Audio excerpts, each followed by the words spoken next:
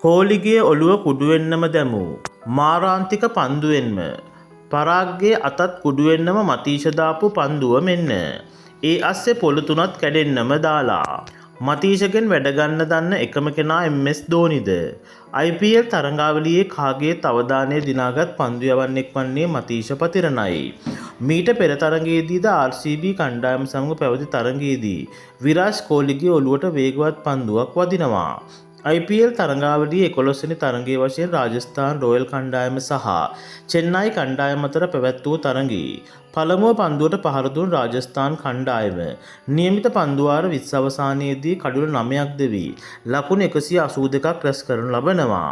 පිළිතුරින්ම ක්‍රීඩා කිරීමට පිටියට පැමිණි චෙන්නයි කණ්ඩායමට ලබා ගැනීමට හැකි වූයේ ලකුණු 176ක් පමණයි.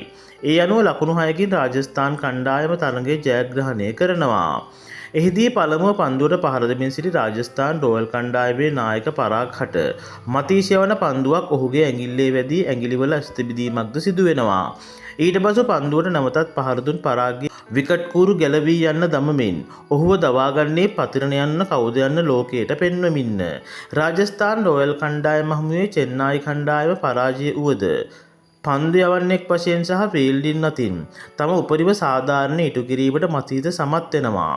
ඉතින් ඇත්තටම ලෝකයේ ඉන්න ප්‍රබල ක්‍රීඩකින් වන විරාජ් කෝලිය පවා දනගස්සන අපේ මතීෂ පතිරණ ගැන ඔයාලටත් හිතන දේ කමෙන්ට් එකක් දාගෙන යන්න.